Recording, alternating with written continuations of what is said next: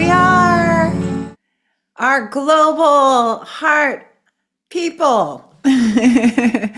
Welcome to Heart Medicine and welcome as people are coming in. I'm just really happy to be here with you all. So I welcome you, all of our returners who are holding it down, and then all the new folks coming and joining all the time. What a world we live in, my friends. We need the heart medicine practices now more than ever. So here we are. We hold it down on Tuesday night. And I just can't tell you how much power are in these practices these days. I'm getting so much out of it, and I know that you are too. So let's take a moment just to welcome everybody, and maybe you can put where you are calling in from in the chat. I always like to do our shout outs and send everyone love for wherever you're coming in from. We always want to give a big shout out to our beautiful Bava Diva, ringing the bells every half an hour now, right? Getting prayers to the deities, the gods. So look, we got everybody here. Let's see where we are at with the people. Providence, Martinez, Michigan, Vancouver, Laguna Beach. Yes, Massachusetts, Oregon, Connecticut, Oklahoma. We always have our Oklahoma people. I love it. Look at that, from Ontario, Kauai, Missouri, Oakland, Maryland. This is where I give my shout outs because I send everyone love. Utah, a couple people from Hawaii. Well, I welcome you all in. Of course, we always have a lot of Oakland folks. We got Jersey. Yes, here we are, everybody together. And I just want to say that our class continues to grow in its own way, and we're practicing, and this practice is just so powerful right now for all of us to do. We're holding the collective, the law of resonance, which I always talk about. Never underestimate the power of the heart, especially your heart. So as we get into the practice tonight, we will spend some time talking about just some of the practical aspects of how to do it. Then we'll sit for about 30 minutes. So you got to find your place, comfortable, cozy place. Find yourself, where you can really focus. That's the key. And then I'll be giving a Dharma talk after about taking refuge in the heart right now. Okay, so as a reminder, remember that this is a practice of continuity and concentration. So we start off always first with grounding in the body, right? We want to bring our presence in the body. We'll start with a body scan. And then as we bring our attention into the body, we begin to work with the visualization. And the visualization part is really helpful and essential to the practice. I want you to imagine that you're looking into a mirror. Either you're looking into a mirror in this moment, or if there's a photo that you think about of yourself, you just want to pull up this image. And it can be an image of you at a very young age too. I mentioned that I used to do this practice, and for many years I saw my 3-year-old self. I used to wear this little yellow bathing suit. We were from Southern California, so it was hot. I tell the story. My mother literally could not get this suit off me. She would wait till I fell asleep and then would try to wash it, if I didn't wake up and declare, I refuse to participate in that. But I would see her because a lot of things happened at that age too that were very difficult. So you might see yourself at young ages, 3 years old, 10 years old, teenager, or right now. But the key power is to hold that visualization of yourself.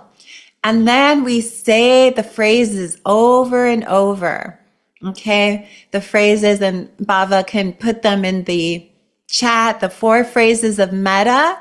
We always say, may I be happy and peaceful, right? All beings want happiness.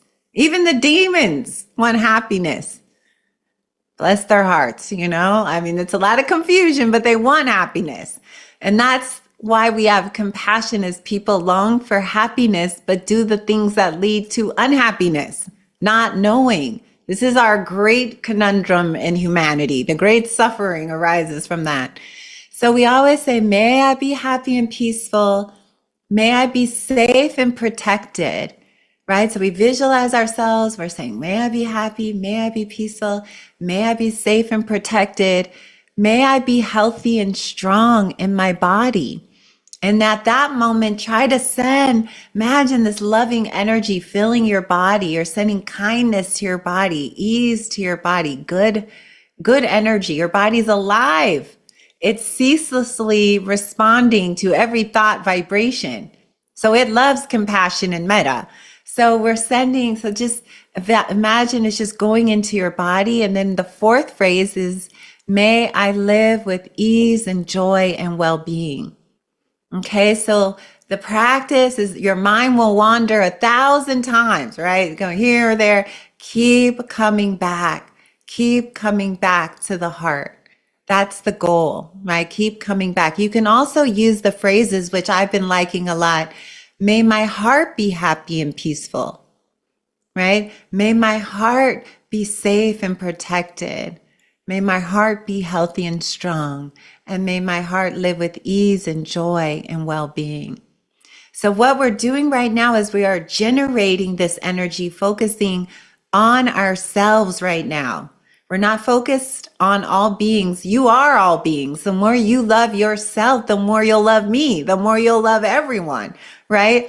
We are the ecosystem. When one heart is open, it affects all the hearts. So don't think that you're being selfish at this time. No, focus on yourself. Focus on yourself. Now is the time to,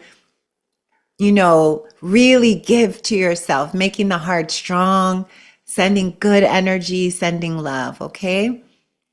So that is how we do it. So keep it going. I'll be guiding, but just like a waterfall, keep coming back to the phrases over and over and over. You can put your hand on your heart. If it feels like it's getting dry or mechanical or too mental, just come and just place your hands on your heart.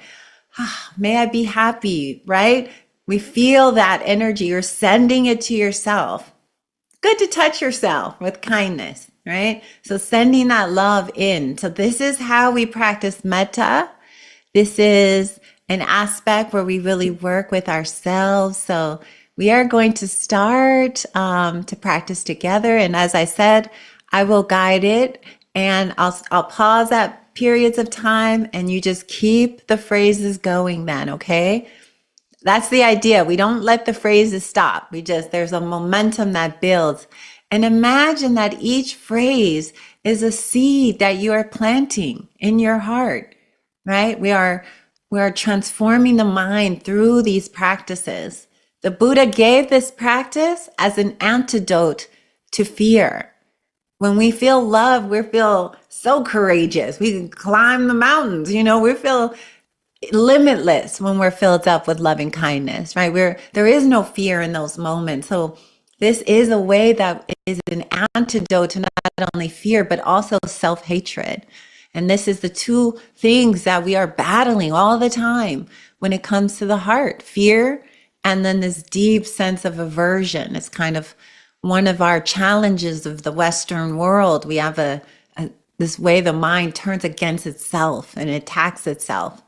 So this is our antidote. This is our medicine. So let's start, and we'll start to begin as people get settled. And I see so many beautiful friends here tonight. So let us close our eyes. And as you take a breath in and take a breath out, let's start by beginning to scan and do a body scan as we move our awareness through the body.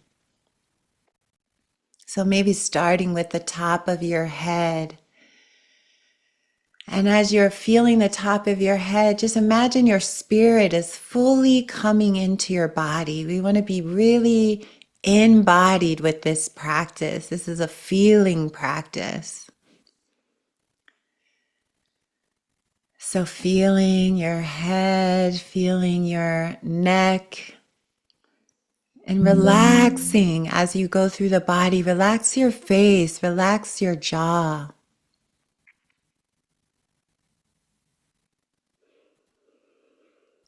Relax your neck and your shoulders. And if you need to move your shoulders around a little bit, let go of the weight of the world that we often feel in the shoulders. So just soften with your awareness.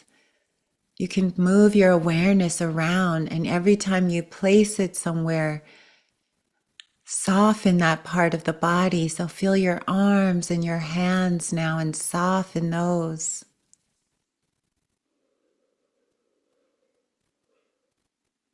And as you bring your awareness into the center of your heart, take a deep breath in. Imagine it's coming right through the heart center, through the chest, and just settling and softening.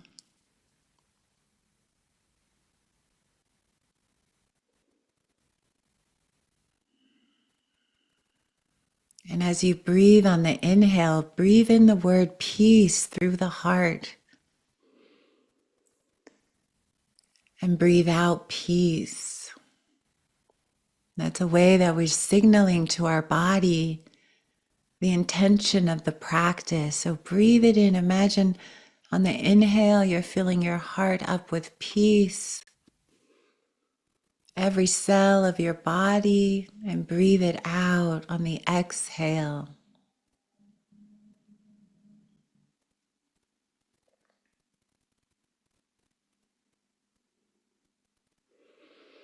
And now bring your awareness deep into your belly, underneath your belly button. Take some deep, long belly breaths. This is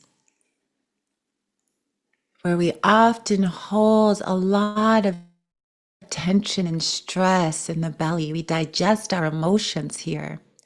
So breathe in on the inhale as if you're breathing in through the belly button. Deep in the belly, breathe out.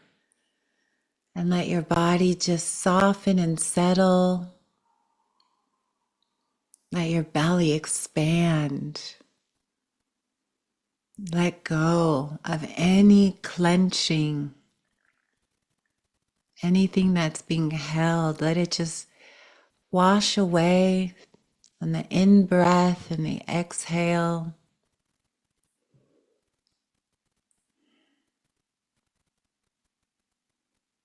Now feel your sitting bones on the chair or the cushion or wherever it is that you're sitting on the floor. Feel your sitting bones. And we try to hold our chest upwards, aligning our back for this practice so that our heart is a little bit forward. So if you can align your back and your posture upwards, that can be helpful. But in whatever way is good, practice in a way that suits your body, that feels compassionate for your body.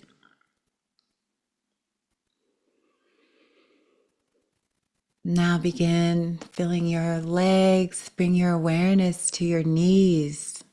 As we're just sweeping our awareness through the body, moving down to the calves and the ankles.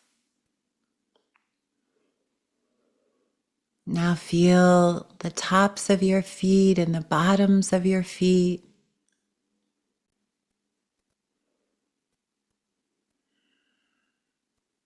And now from the top of your head all the way down to the bottom of your feet, just feel this unified field of sensation, of energy, this flow of energy.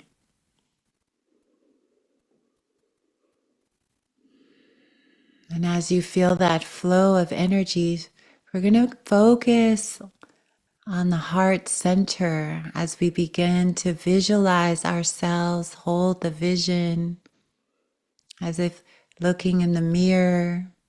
Just do your best to hold it steady, come back to it as your anchor. And as you see yourself through the eyes of Kuan Yin, the eyes of compassion, the great mother, the mother of compassion, as we gaze upon ourselves with the friendliness. We greet ourselves with care and kindness.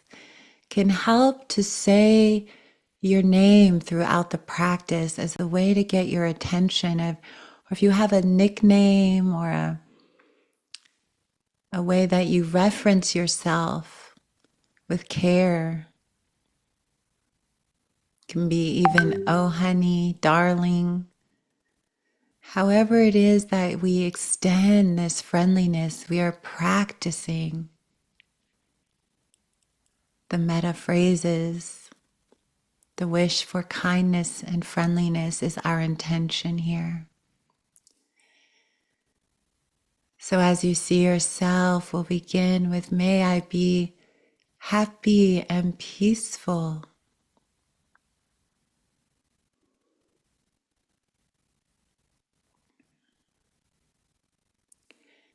May I be safe and protected.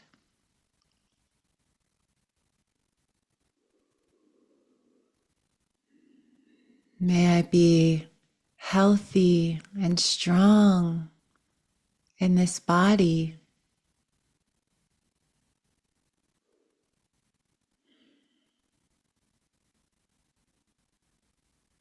And may I live with ease and joy and well-being.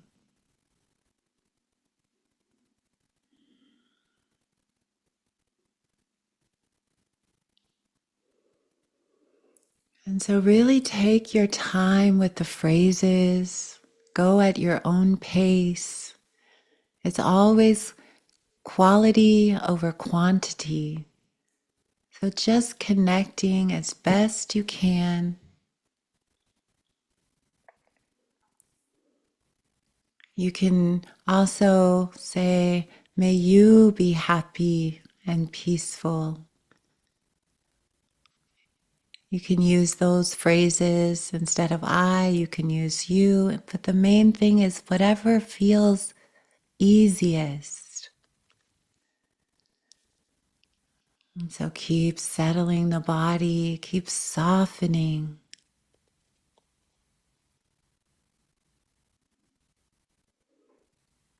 May I be happy and peaceful.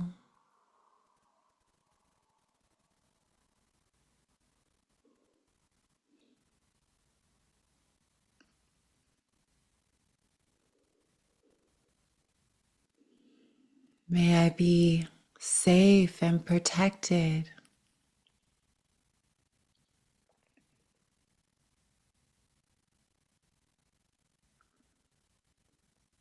May I be healthy and strong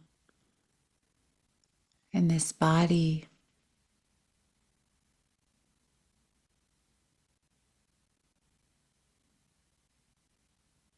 And may I live with ease and joy and well-being.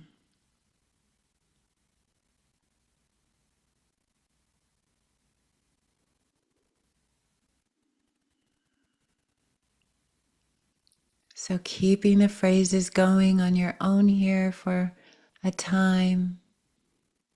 Come back to the heart. You could also say, may my heart be happy and peaceful.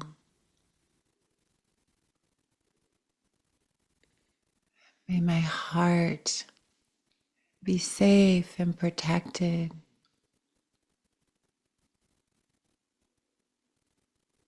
May my heart be healthy and strong.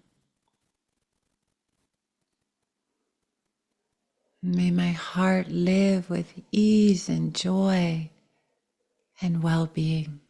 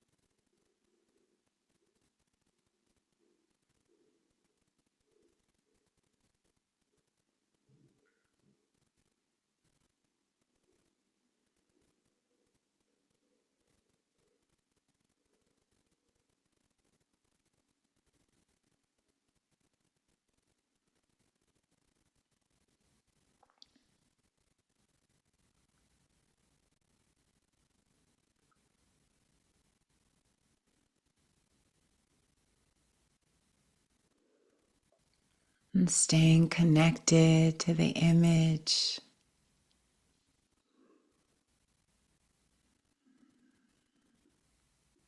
As best you can, hold the visualization.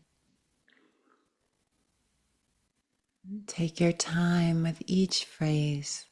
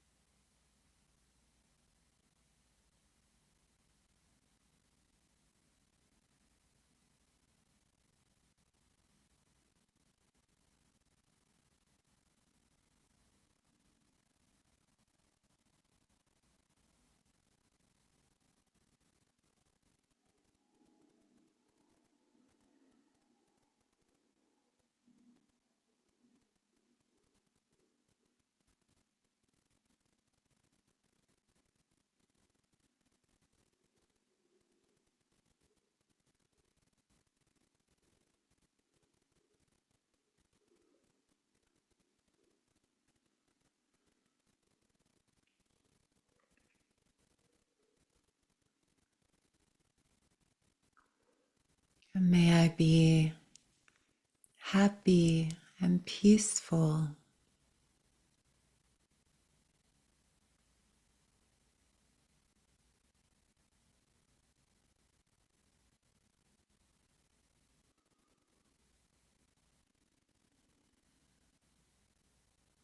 May I be safe and protected.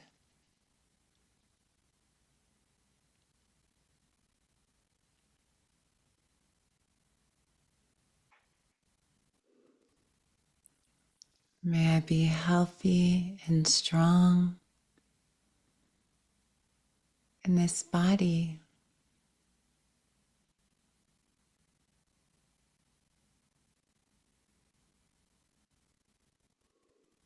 May I live with ease and joy and well-being.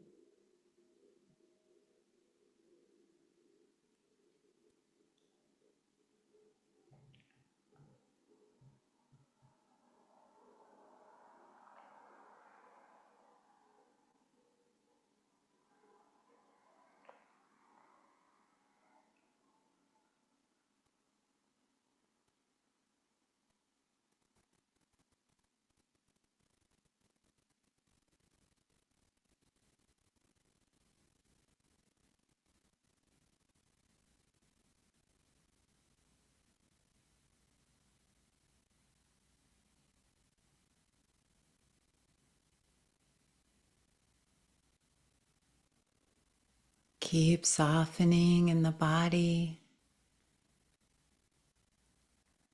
Stay connected to the center of the heart as best you can.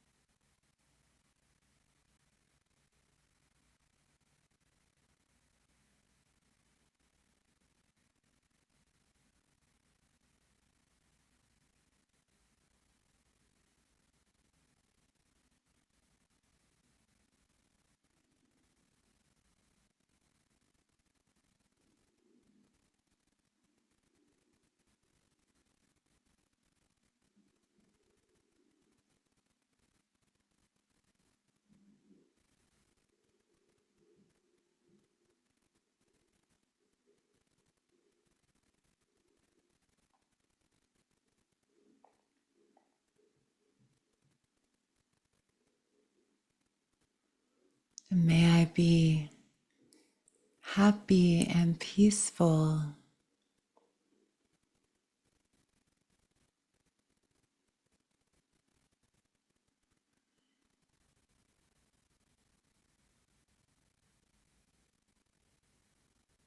May I be safe and protected.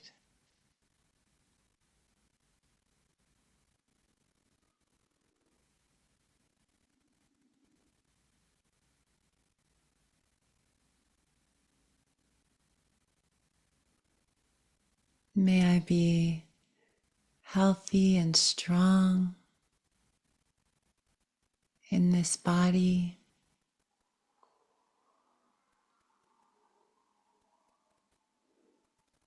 And may I live with ease and joy and well-being.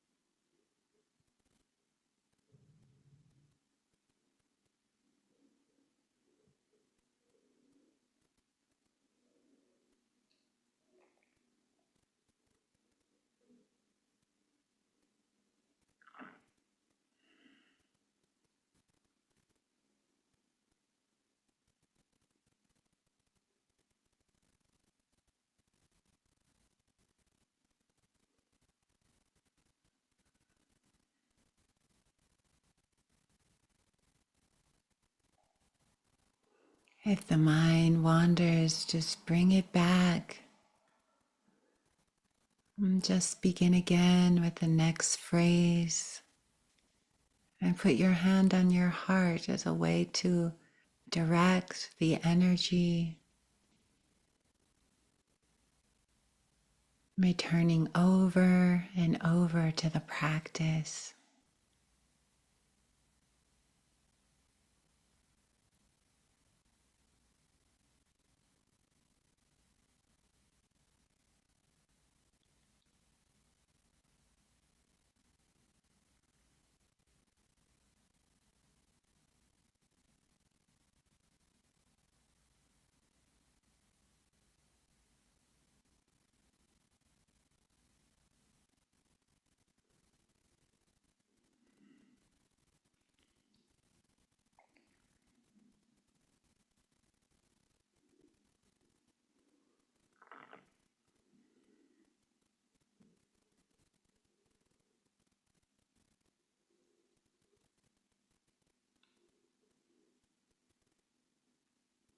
See yourself through the eyes of Kuan Yin, the eyes of the Great Mother of Compassion,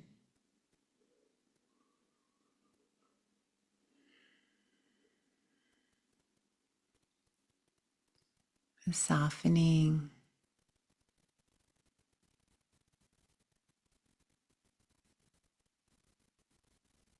each phrase a gift.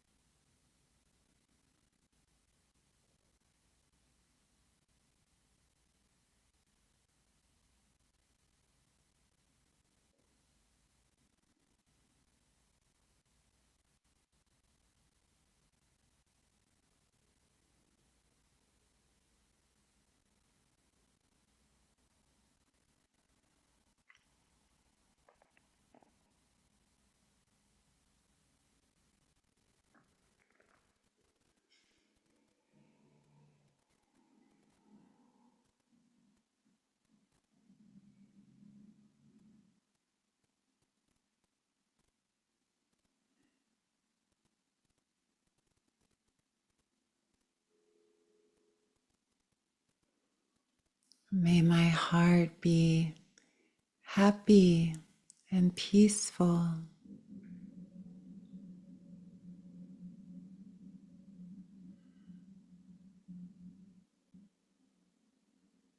May my heart be safe and protected.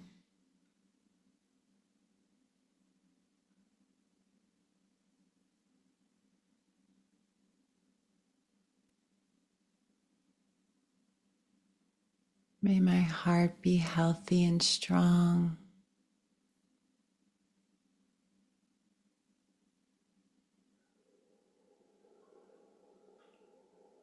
May my heart live with ease and joy and well-being.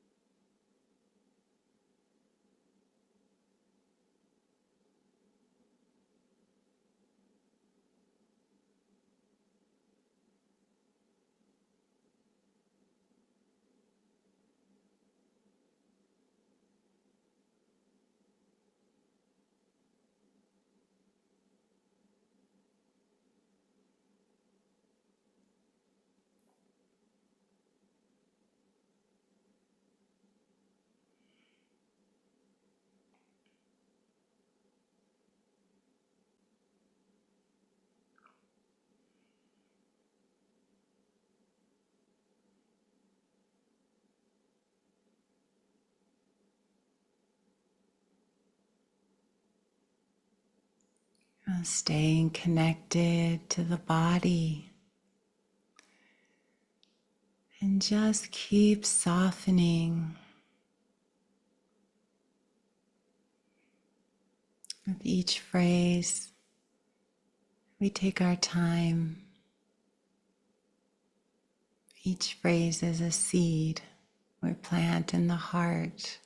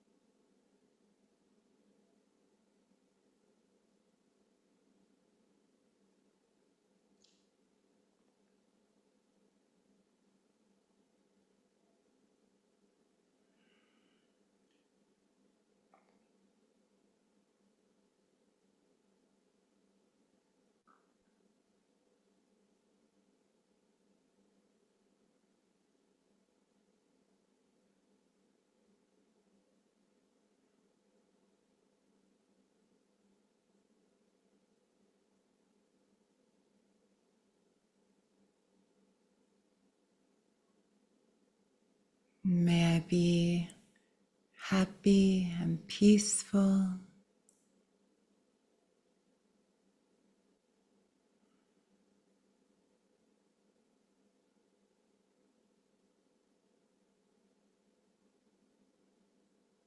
May I be safe and protected.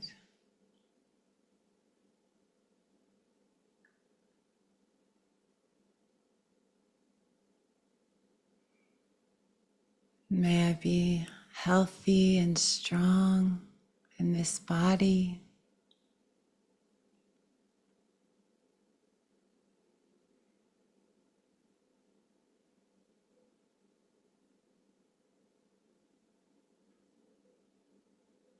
May I live with ease and joy and well-being.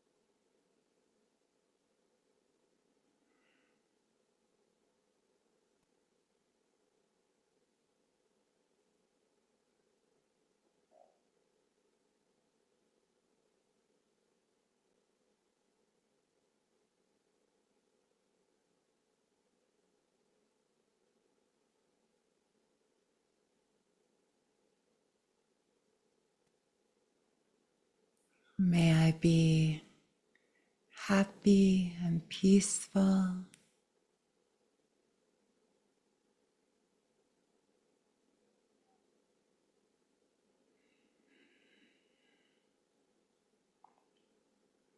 May I be safe and protected.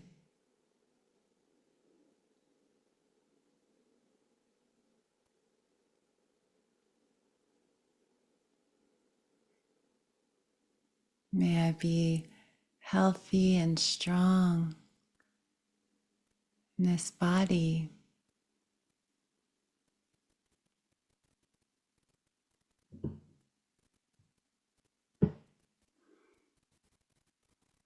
May I live with ease and joy and well-being.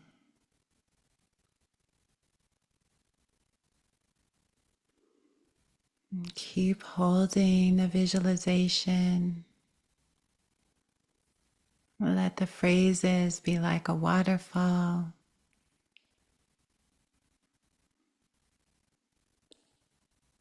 Connect to the flow through the heart center if you can.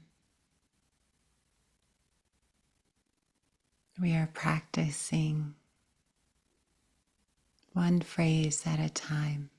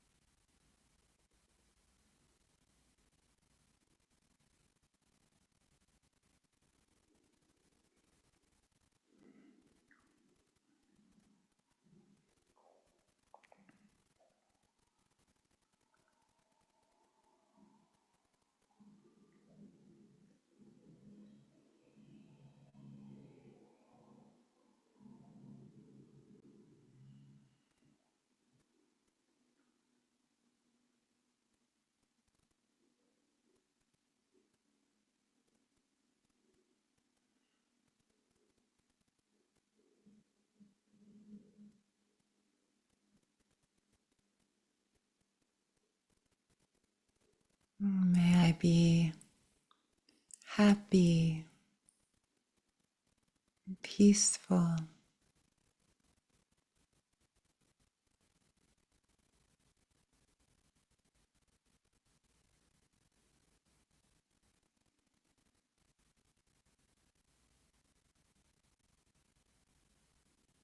May I be safe and protected.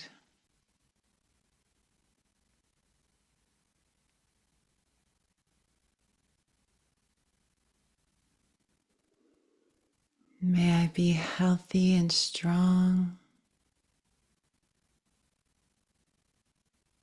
This body.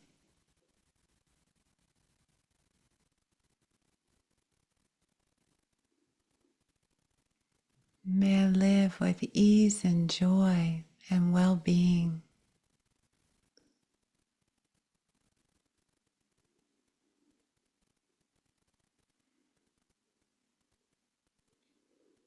Other words may arise, kind words, compassionate words, offer them all. Friendliness, kindness. We're inclining the mind one moment at a time.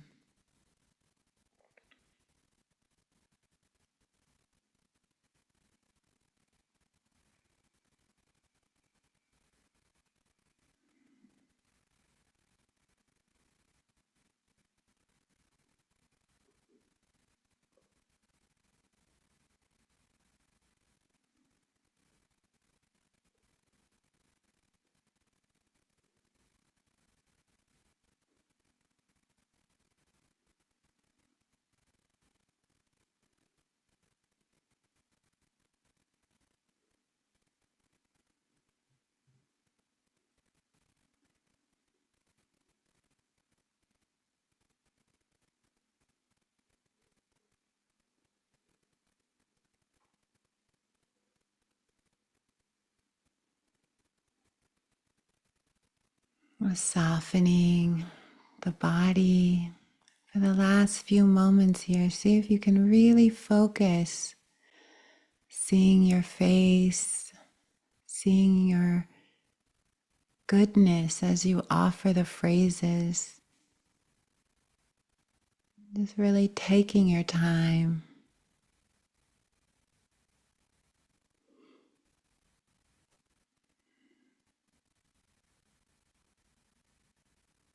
May my heart be happy and peaceful.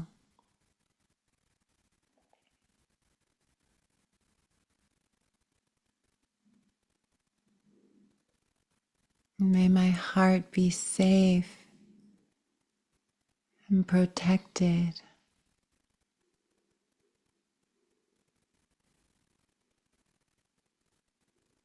May my heart be healthy and strong. May my heart live with ease and joy and well-being. May my heart live with ease and joy and well-being.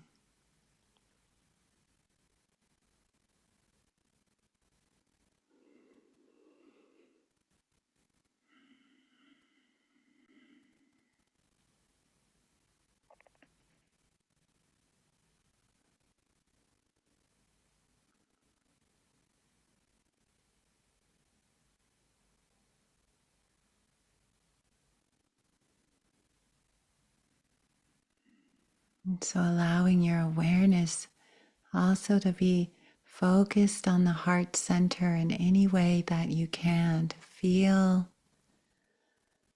to breathe through your heart as you do the practice.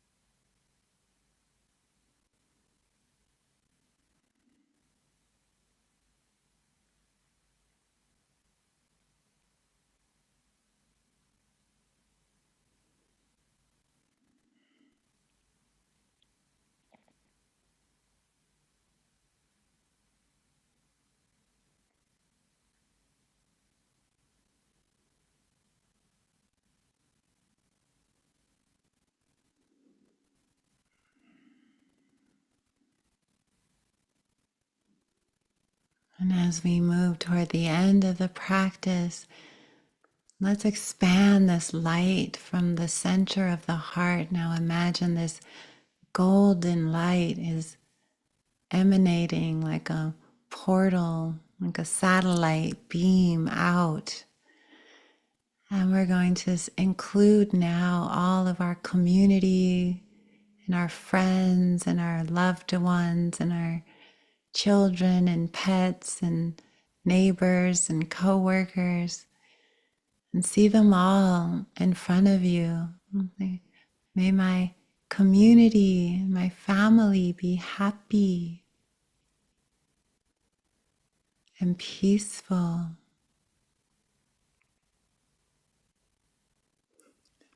May you all be safe and protected. We extend this feeling to include everybody on this call, all of our friends and community. And through this light in our chest, may we all, our communities, our friends, our loved ones, our people, be healthy and strong. May our communities, our people, our families live with ease and joy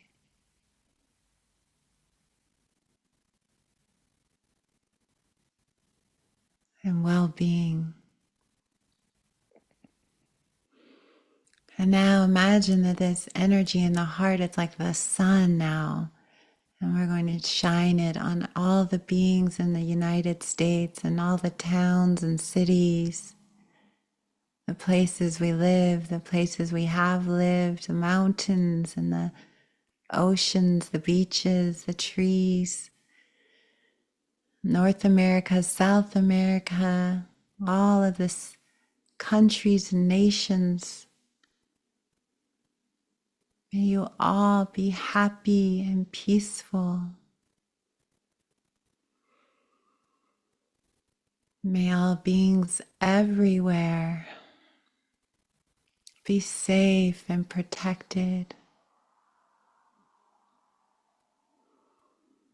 Now we imagine Gaia, Mother Earth, Pachamama. And we just envelop her in this metta light, the whole blue planet. May Pachamama be healthy and strong. And we send that love to all of the animals in the ground, the animals in the sky, the seen and the unseen. And we extend and extend to all of creation, the universes and beyond. May all of creation live with ease and joy and well-being.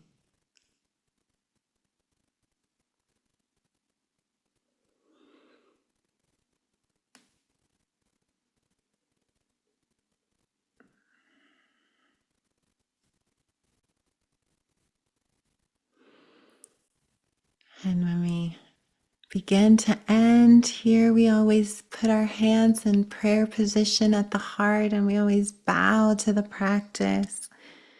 We bow to the good heart, the great heart of the universe, to ourselves, to all beings. No matter how it was, we always say thank you, gratitude.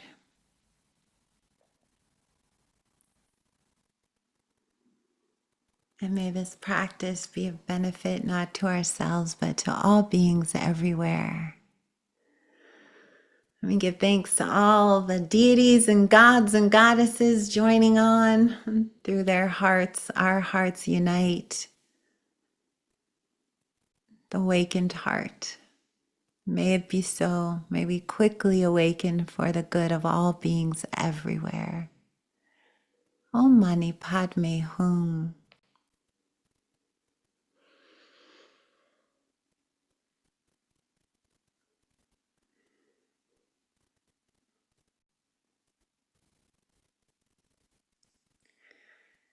Okay, everybody.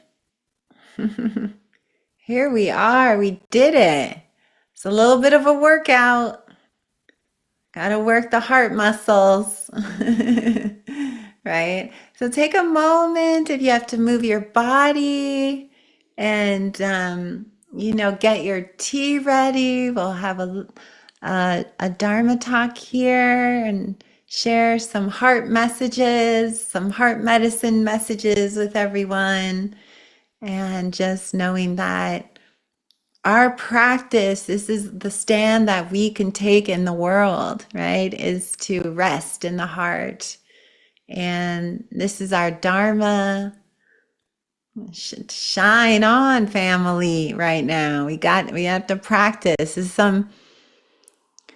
a time for the Jedis to go to the mountains and the forest and hunker down and grow. You know, it's a time to grow. It's not the time to fight the tsunami, guys. You'll get washed away by it's too big. That momentum has to subside a little bit. But in the meantime, we'll be on the underground network growing the heart channels because this is what we can do. This is where actual real power is.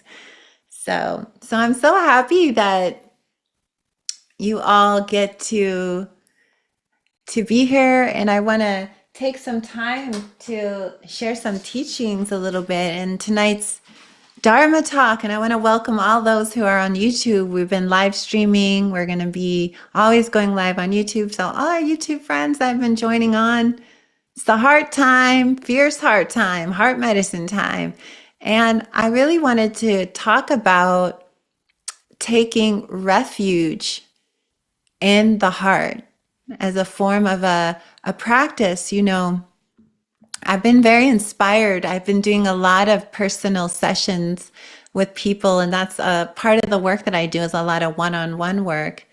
And I've been meeting with some incredible people, and a lot of therapists, healers, and many of them have been coming because they're reaching this level of burnout, right? We've had a kind of chronic burnout, I would say, since the pandemic. I don't think people fully recovered that are in the helping profession.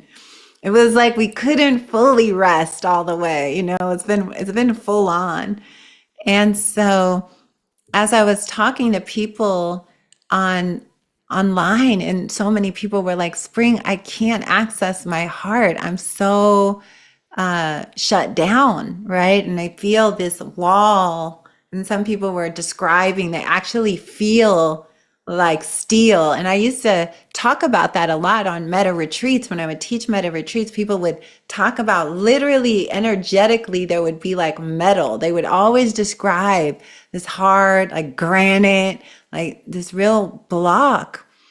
And what's happening right now is that if we can't access that feeling of love for ourselves, we don't have any refuge. Literally, we feel like we're lost in the ocean. And in essence, we are.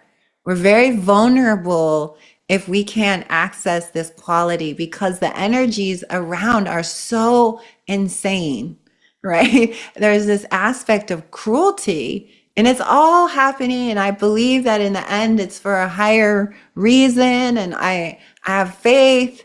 But for us to be witnessing and to be holding, and if we lose touch with our own heart and we can't feel it, what happens is that world, that energy being emanated takes us over. We get swept away in fear and doubt, uncertainty, and we get swept away by that energy that is so fierce, like that greed, that hatred, that delusion that is just, man, it's amplified on every station. I can't, if I fall into that for 1 minute, I feel like if I lose my compassion for a minute, it's like it's so heavy.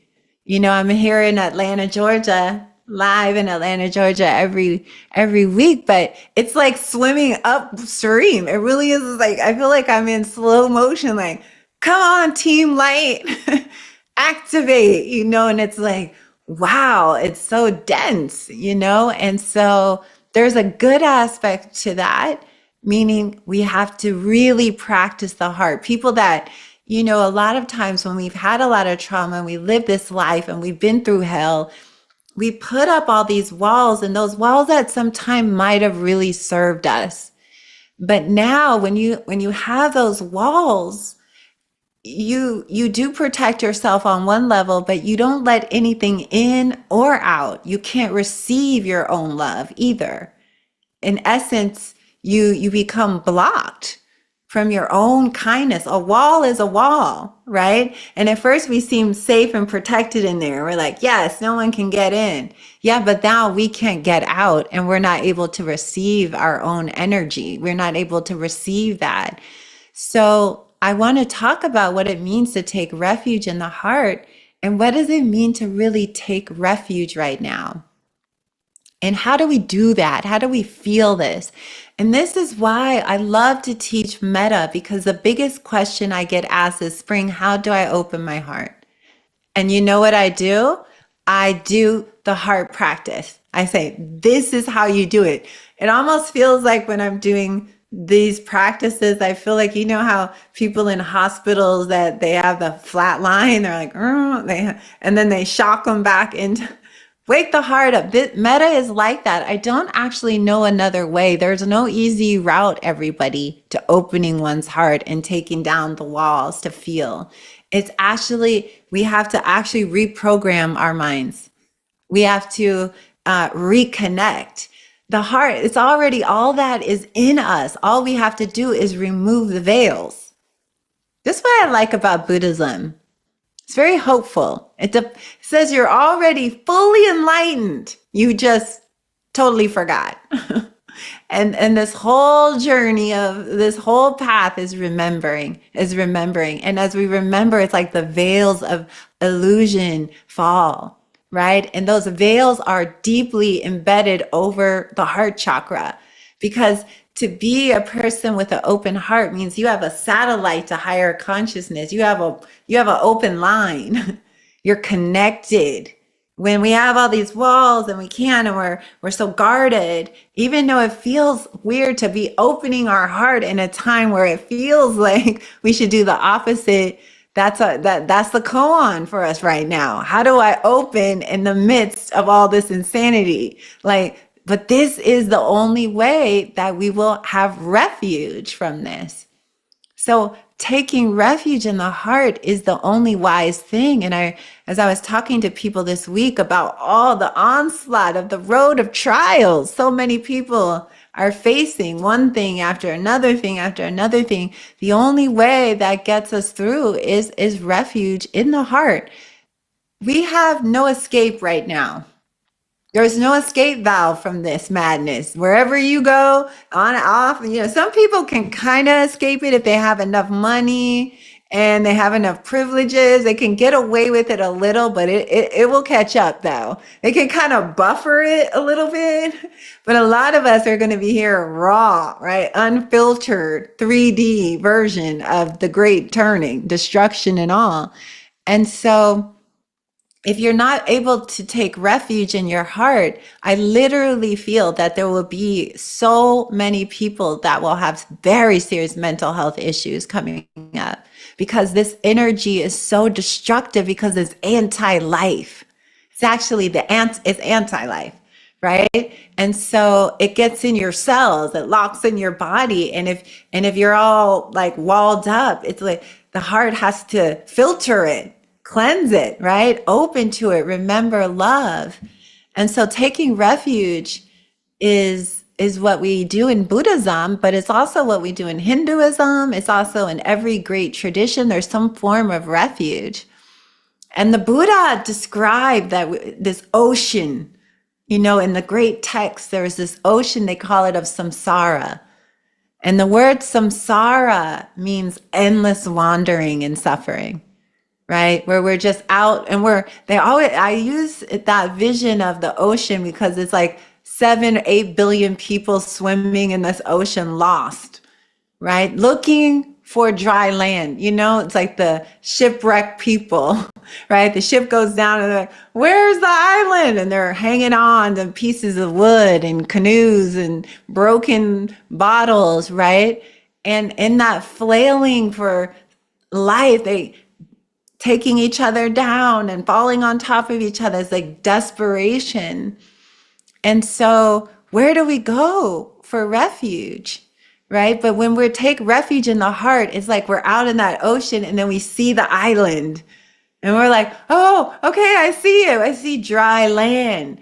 And we can go and we can see that land and sit on that land and go, oh my God, here we are. And we have a little coconut and we have a little palm tree.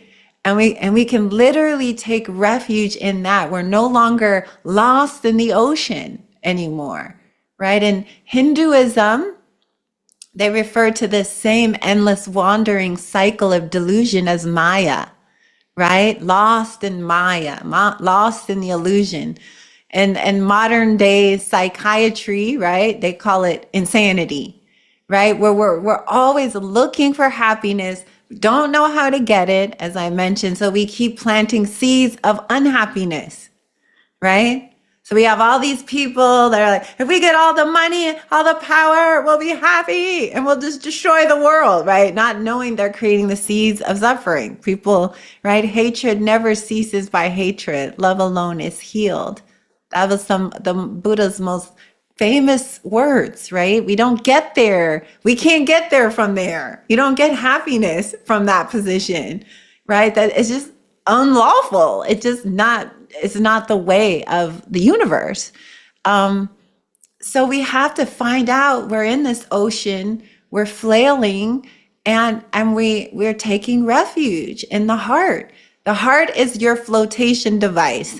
The heart is your canoe through this madness. The heart right now is going to be your raft through this. If you can't connect to it, you'll be like someone who's flailing around on a broken board, right? You won't have that solidity to ride through this, to get you to the island, right? To get you to the dry land, to get out of the middle of the ocean and the drowning feeling, right? And this is a really important piece. We take refuge in the heart, that our own awakened heart is very powerful, right? I see this in myself. I feel like Harriet Tubman and I lately, we're in training. I'm like, Harriet, wakes me up in the morning. Harriet gets me out. I'm like, okay, all night. I start having messages. My friends are all like, I'm sending messages. Harriet, download, look at this, look at this. Everyone's like, whoa, we're going to start the Church of Harriet in April. So I'll be able to,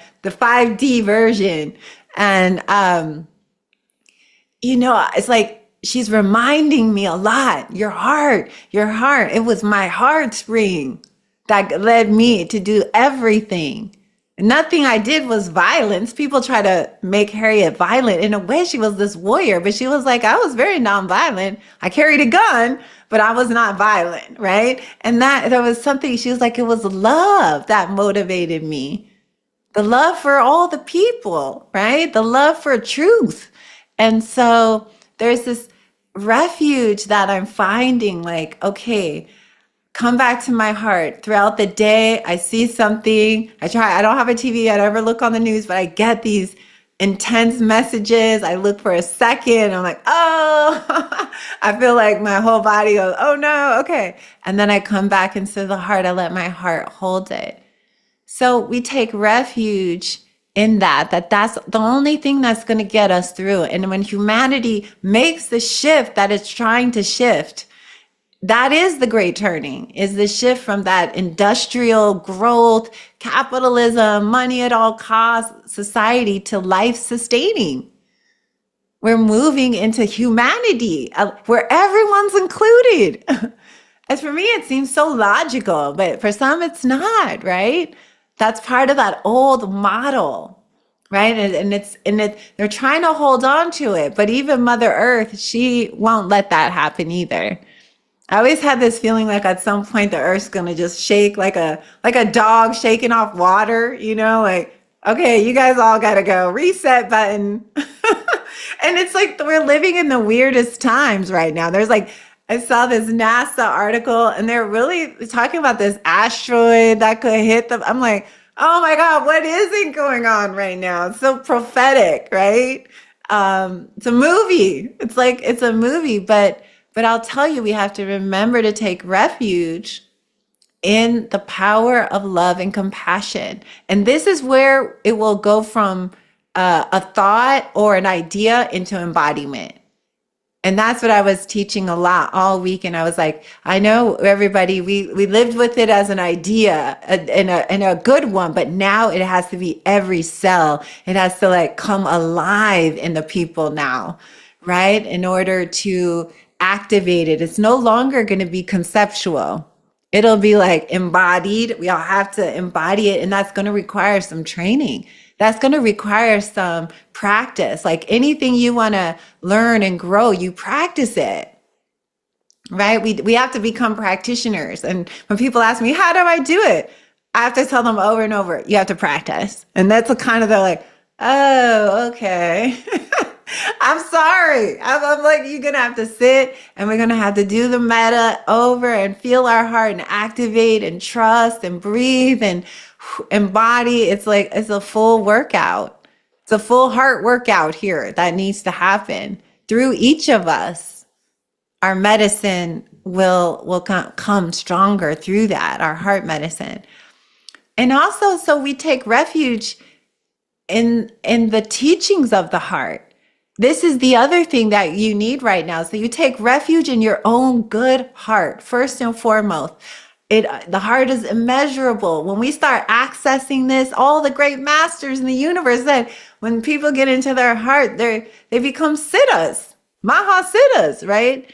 With wisdom, balance with wisdom, but we access this power, soul force. Right? We become unstoppable. We become so powerful. So we take refuge in that remembrance. My own heart can get me through this. I got to trust it. I've got to rest in it. I've got to rely on it.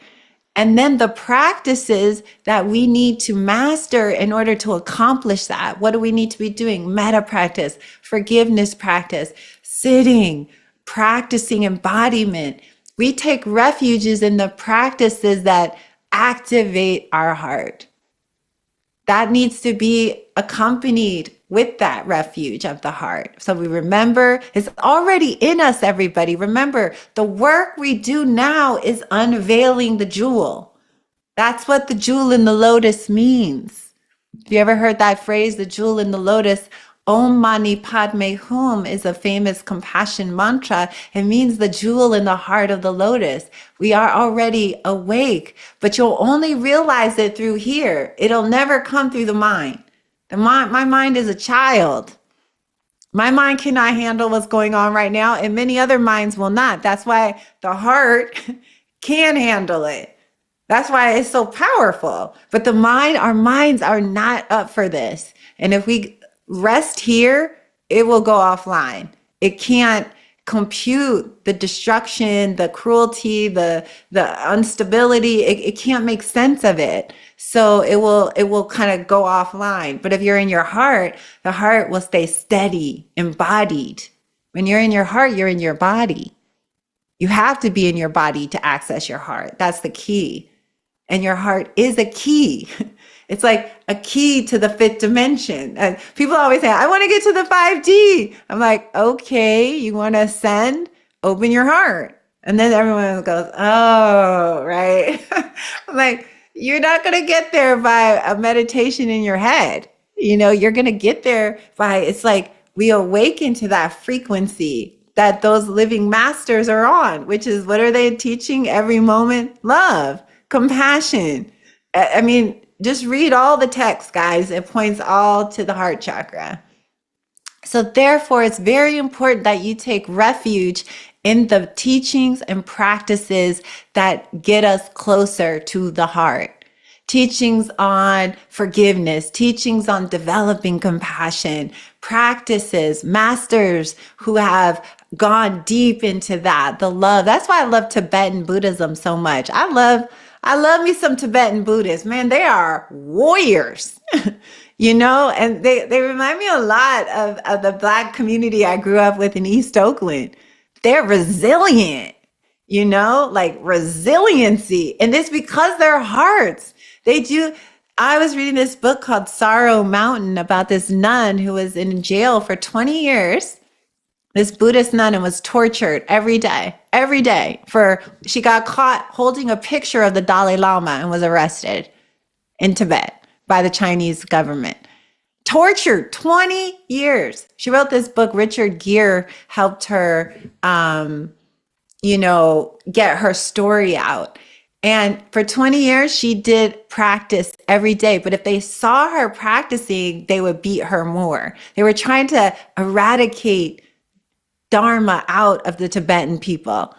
So she would practice, she'd act like she was sleeping, and she would be in samadhi for all night long. And when they would say something, she'd be like, oh, it's just resting. But all along, she was developing this incredible heart. They eventually let her go, and she, again, crossed over by herself on this journey on foot through the Himalayas, and finally gets to Dharamsala and sees the Dalai Lama, tells everyone this story. And what does she say that got her through? The heart. I don't know how anyone survives that. Well, the refuge of the heart, right? How did our ancestors get through this? How did Harriet Tubman get through this? The heart. This path, take refuge in the teachings of the heart, guys. We have to read this. We have to study it. We have to be believing that it's our potential. It's not a fantasy. This is our time. The third aspect of taking refuge in the heart is coming to stuff like this. Sangha. Find your heart people, right? As we start opening our hearts and resonating, we send out a frequency, right? And we'll start attracting all this new community that's also resonating like this. Right? We find our people, especially now, there's a big dividing line of energy. As one group shifts and another group shifts, it's like a breaking off. And I noticed like even some people I was very close to, it's just like, we're just separating line a little bit, and people who have very different ideologies. There's just no connection. I still care about their well-being, but the heart, Sangha, is now what I'm interested in. And it was so interesting as I'm founding this organization, I told Bava, who's been such an instrumental force in managing it with me, I said, we will no longer hire anybody we can't immediately upon seeing them feel their heart. Because I've been learning this the hard way. You meet someone, you're like, well, they have all the skills, but they seem really like, I can't feel. And then, oh my God, it goes all the way wrong. And I've seen this so many times now. It's like, no, actually the most important credential they need to have is a beautiful heart. And if we can't feel that within 30 minutes of talking, they're not the right person. And I just made a vow that I won't get seduced by but look, they went to Harvard for 20 years. They did this. Like, no, it doesn't matter, right? It's like, I've seen the danger of getting involved in that now. It doesn't turn out well, right? Because at some point, that synchronicity, that energy, that joy, it's like everything starts to get misaligned, and even communication confused, right? We actually can't understand one another. And that's a very interesting place to be. It literally is different frequencies. Pretty soon, people won't understand you, and they literally can't hear your words anymore. That's how much of a gap that seems to be coming, right? Between just different consciousness places and people, different zones. So I really want to encourage you to remember the heart as your refuge. We take refuge in remembering I'm already awake. This power is in me. I just take all the boulders out, take all the walls down, take out the alarm systems, right? Even though it's crazy to be feeling like we're disarming ourselves. But, that's how people win, though, when they get us to forget our magic. where our real power is. They get us afraid, that's how the dark force works, right? If you watch Star Wars, Yoda, I always watch this scene where Yoda's training. He's like, don't let the dark force, don't follow that, right? Fear, anger, no, that's the dark side, right? It's like, yes, yes. So when we get lost in that, there's some real wisdom in that, right? So it's like, stay remembering who we are, which is this love, this compassion. Take refuge in the teachings of anything that strengthens your heart chakra. Read books, listen to Audible, study, watch documentaries of great masters who live with nothing but their hearts open. Like, this is the medicine that we need to fortify. Come to heart class. Do metta. These are the teachings of the heart, are what will help us to remember. And then the sangha, your friends on the path, the good hearts among us walking together. This is a time where pretty soon large groups of people will be gathering who are doing these heart practices together, everybody. This is the resonance, right? It helps us grow. So I hope that this talk gave you some good medicine to think about. I want to see if anyone has any questions. I'll pause there. But I was really feeling this refuge in the heart. Like, there is nowhere to go now. There's no escape. The only way is through.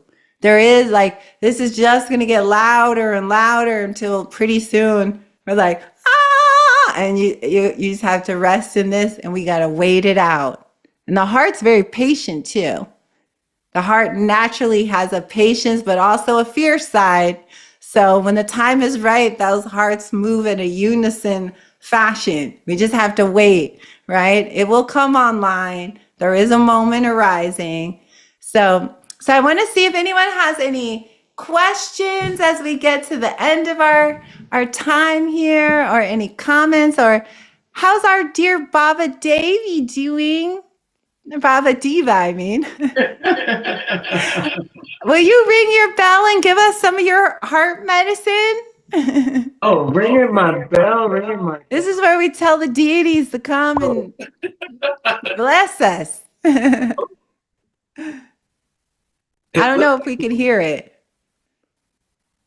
Maybe not, because the audio is very different, but I think the intention is important. It looks like Joe has a question, though, that's going on here before, I can always share it later. Let's get Joe on here. What do you think? Yes. Hi, Joe. Hi, everybody. Now I changed the setting. I can see everyone. Hi. So I was with you on Saturday for the road of trial. So you reminded me about tonight. So thank you for that. And I just wanted to, couple things. I have been dealing with some very severe trauma-related depression. I think I mentioned that on Saturday, but I wanted to say that there were times when I couldn't even get out of bed, but how I could really anchor and root myself was knowing that someone was doing metta. So I just wanted to say that it does work. And probably you were doing metta. So thank you for that. And there's something again about softening the heart. I've noticed really lends itself to heartache and heartbreak as I witness everything that's happening, all the sorrow in the world. So if you could just speak to heartbreak, not in terms of a breakup in a relationship, but yeah, just the brokenheartedness of what we have to witness. Yeah, thank you. Yeah, and it's like I too don't know any other thing to do but bring it into my heart chakra, and there is grief with that, everybody. We will be holding grief rituals. Oh, good. Right? And it is to honor that, right? We have to, the loss of life, the loss of dignity, right? To see people treated in ways that as best we can. We can't stop it from the position that we're in, right? But we can hold it. We can be with it. We can be with each other. And this is the only path I know is making the resilient heart capable of holding it. Right. And I always feel my heart chakra. I'm basically like this all the time. Like, oh my God. Like, like it's the first thing I grab. Like for a long time when I had a big heartbreak a year ago, it wasn't just like a relationship. It was like a break, like just the suffering of life broke my heart. Right. Yeah. And I can remember every morning I would literally hold, I think I said this in the class, like for about 6 months, I was like holding my heart, which felt like it was shattered together with my hand. I'd like lift myself out of bed and be like, whoa, whoa, okay, okay. So that feeling I'm very familiar with, and it's a phase. It's not permanent. Okay. It's not permanent. Everybody, this is a cycle of what we're going to go through as humanity walks through this, right? As we see war, we'll start, as it's escalating in the world and these things, but there's no way not to hold it, right? We have to take care of ourselves and also have joy. We Yeah. will have joy. There will be singing, there will be laughing, and there will be grieving, and there will be crying, and then we'll go back to laughing and joy. And those of us who can pray together will pray together. And this, like, we're just midwifing something here. And it's dangerous at times, but yet holy. We're held by the ancestors. So we just have to remember that we are held in love. And the more we take refuge in the heart, I don't know any other way to get through this time. It's like hours of my heart practice time, because otherwise it flattens me out, the truth of what's happening. But I know it is impermanent. We're going through a cycle of something, and everything is impermanent. So the grief will pass, the sadness, the sun will rise again. Yeah. Yeah. Thank you, Spring. Thank you, everyone. Joe. Thank I'm gonna give a you. shout out to Lotus, my heart comrade sitting over there. Oh, good. Hi, Lotus. I know. Well, we're at the end. So I do think that was a good note to end on, right? And Baba, did you want to say anything just to end? I always like to see your heart wisdom out there. Yes, namaste everyone. So it is a beautiful time to be in community. And so much of my connection right now is just really continuing to spend time being with and taking care of those who are in front of me. And that really does fill my heart, because I know there's so much going on in the macrocosm of the world. One thing that really helps me is certainly my ringing of the bell. That's my commitment to the practice every hour that I'm awake, to the beautiful goddesses, the dark mother Kali and Harriet. But it's also, there's so many people that really needs just support in my life, like my mom and friends who just daily. So that really helps me just to be there for people. So whether it's like preparing food, or Spring and I laughing and just keeping it light, because it's heavy stuff. So I'll encourage everyone. There's always someone that's in need of something, whether it's just a conversation or just in your listening shows so much care. Oh my gosh, yes, because we have to remember Ramana Maharshi, love, serve, and remember. So when the weight of the world gets down on you, let's get to serving others. It's actually really fun. Service is joy, right? So think about where you can serve. There's so many ways and support needed, like volunteer, help with your local sangha, anything like that. It gives us a lot of joy. Be a servant. I always say, me and Baba, we're servants of the Lord, right? Like anytime I get sad, I pray, I weep, and then like, what can we do, Baba? We have to go out into the world and help. And actually that gets our minds off of the grief, right? Otherwise it gets really heavy. Lighten it. Like Michelle Obama said, when the weight of the world comes, do something. Right? Because we feel helpless, but millions of acts of love are powerful, right? Cook for someone, share a biscuit with your neighbor. Like we get loving, we start being loving, and you would be surprised how much joy it really brings. People are starving for just kind faces, right? Just smiles at the grocery store. It goes a long way with people, So let's also remember to serve. We love, serve, we remember. That's the Ramana Maharshi Neem Curly Baba way. And I really support that. And so also just say if anyone would like to support this work or this channel, you could always support this. I'm making this class available, and all my programs are always available for people who have tickets, but I also include no ticket price on things. I have many scholarships. I don't want anything to be a barrier. So if you'd like to give a donation, that goes to us keeping the lights on and everything going. But I just also want to thank all of you who do support us. That way, Baba gets his dinner and all the other people that we support, my staff in Ecuador. And so we just love you. We're sending out love to you all the time. Keep practicing. I have a metta on YouTube that I recorded for you guys with beautiful music and imagery. It's on my YouTube channel. We did send it out in the email, but you might not have noticed. It said guided metta. So that's for all of you to practice heart medicine anytime, day and night, everybody. Coming up in April, I'm going to have a 30-day challenge for us. 30 days of heart practice nonstop. We'll have to figure that out, but it's been coming to me, this 30-day practice. And so we'll work on that together. But sending you all love. You can unmute yourselves if you want. It's good to see you out there, Carly. I can see all your faces. Carly's also supporting.